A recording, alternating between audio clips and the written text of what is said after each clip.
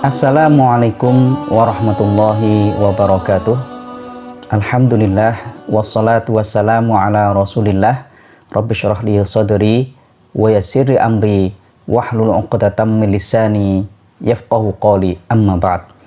Para pecinta ilmu yang dimuliakan Allah Subhanahu wa taala, pada kesempatan ini kita akan membahas satu tema dalam fikih zakah, yaitu tentang penghitungan zakat perdagangan.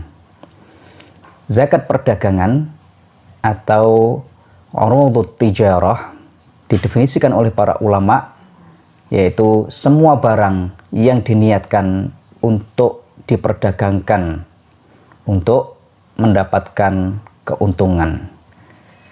Jadi perdagangan atau perniagaan yaitu zakat yang dikeluarkan atas kepemilikan harta apa saja selain uang, bisa berupa barang, properti, berbagai jenis hewan, tanaman, pakaian, perhiasan, dan selainnya yang dipersiapkan untuk diperdagangkan, baik secara perorangan maupun perserikatan, seperti CV, PT, koperasi, dan sebagainya.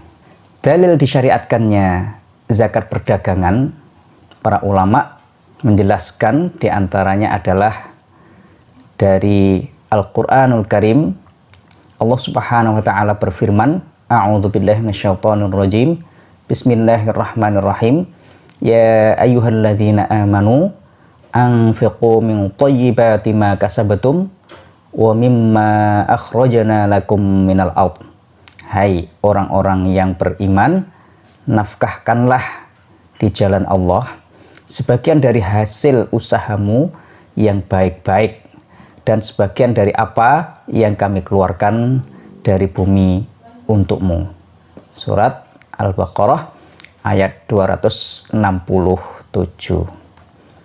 Imam Al-Bukhari telah membuat bab khusus tentang hal ini dalam kitab zakat dalam sahihnya, yaitu bab shadaqatu al-kasbi wat tijarah, bab zakat usaha dan perdagangan. Firman Allah Azza wa Jalla, dari hasil usahamu maknanya ialah perdagangan. Kemudian dalil dari sunnah yaitu hadis Samurah bin Jundub radhiyallahu anhu.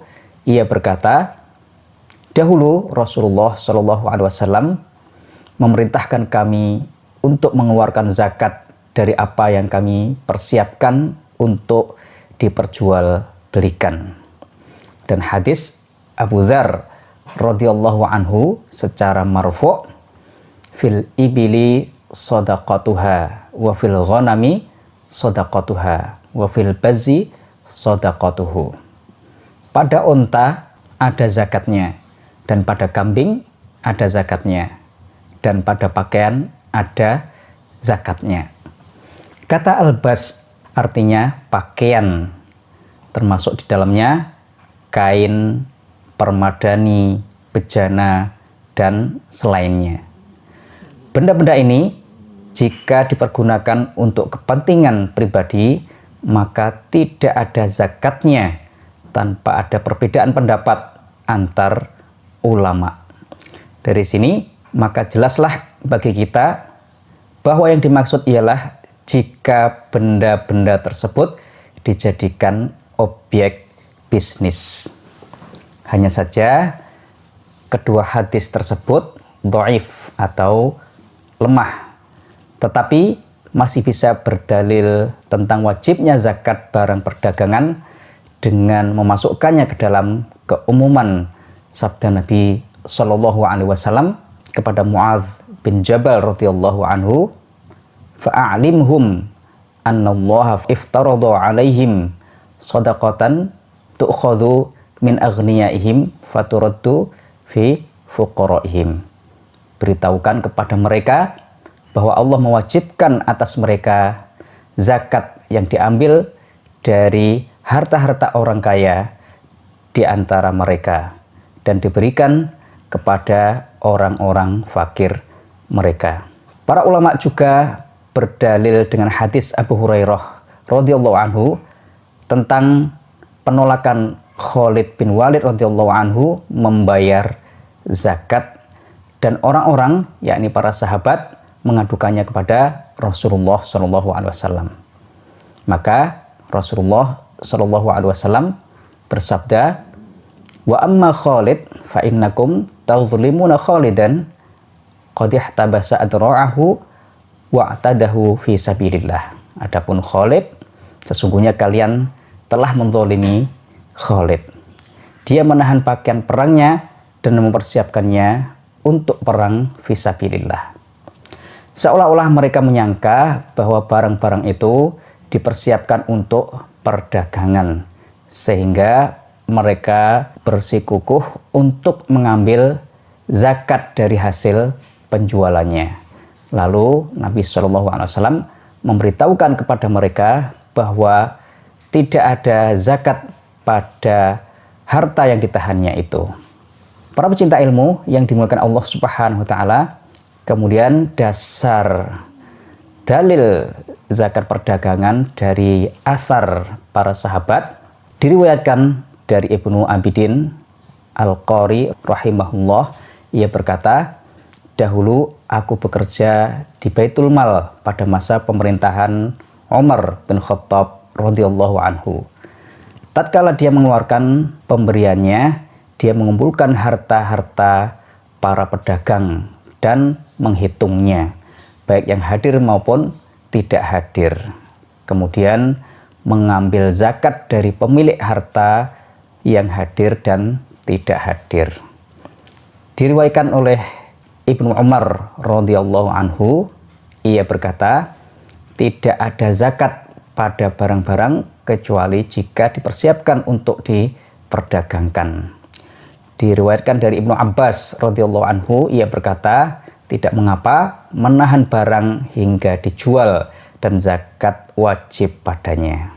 Jadi tidak ada satupun dari kalangan sahabat yang menyelisihi Umar bin Khattab radhiyallahu anhu. Bahkan hal ini terus diamalkan dan difatwakan pada masa tabi'in dan pada masa Umar bin Abdul Aziz rahimahullah.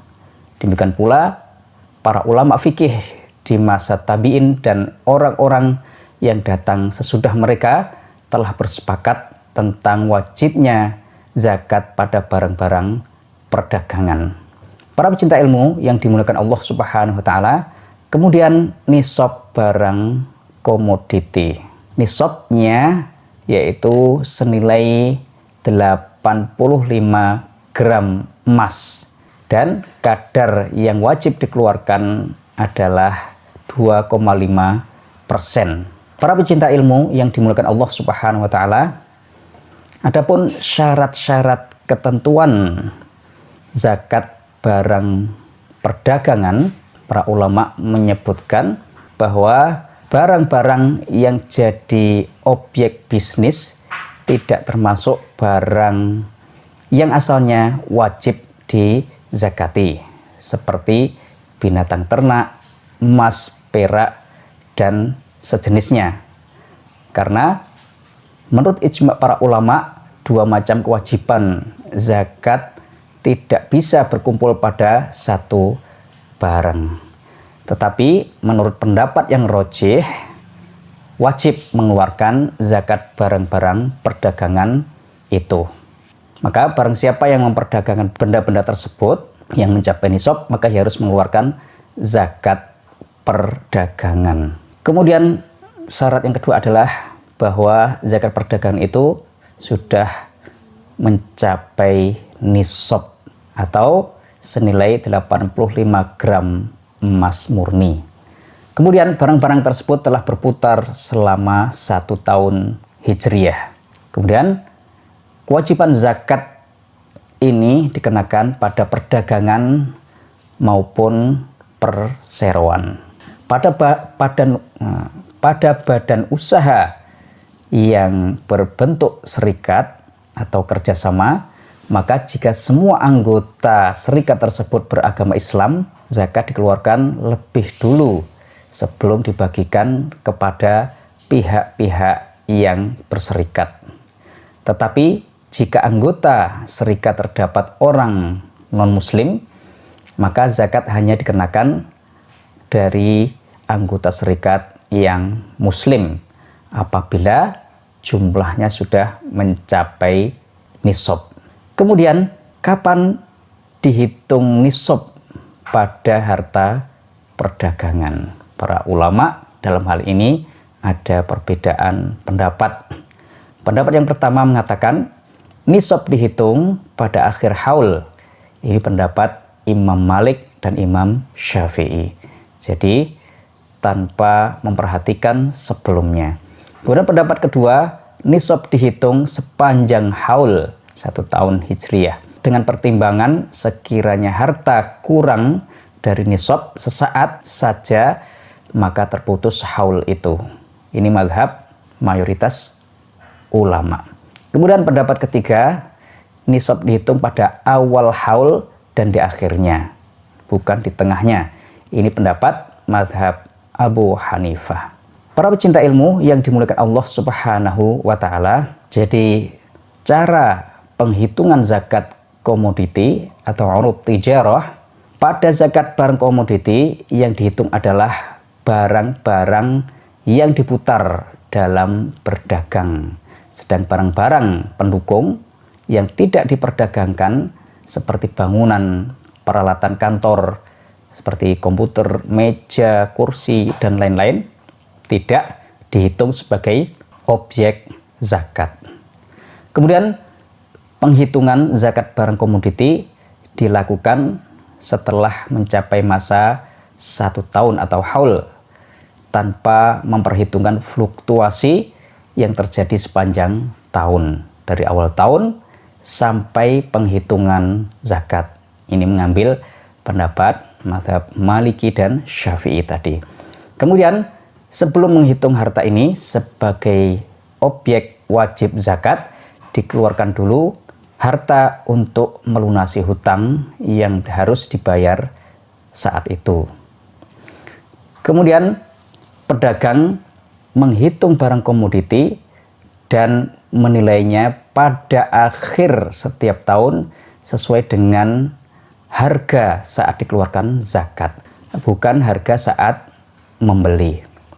Dan menggabungkan barang-barang komoditi yang ada meskipun jenisnya berbeda, seperti konveksi dan bahan-bahan makanan. Yang dikeluarkan adalah dari nilai barang komoditi, bukan barangnya. Karena nisabnya dihitung dengan nilai, maka zakatnya juga dengan nilai. Ini mengambil pendapat yang kuat dari pendapat-pendapat para ulama. Kemudian contoh penghitungan zakat perdagangan, misalnya dia pedagang sepatu, dia memiliki sejumlah sepatu seharga 100 juta. Laba yang diperoleh 40 juta. Dan dia mempunyai tanggungan hutang dan bayar pajak 60 juta. Maka cara menghitungnya adalah objek zakat berarti 140 juta dikurangi 60 juta, yaitu 80 juta. Sedangkan nisab zakat perdagangan senilai 85 gram emas, misalnya 1 gramnya 904.000, maka 85 gram kali 904.000 berarti 76.840.000. Sedangkan tadi objek zakatnya 80 juta, maka sudah mencapai nisab. Maka kadar wajib yang dikeluarkan adalah 80 juta kali 2,5%, yaitu 2 juta. Demikian pembahasan kita tentang penghitungan zakat perdagangan. Wabillahi taufiq. Wassalamualaikum warahmatullahi wabarakatuh.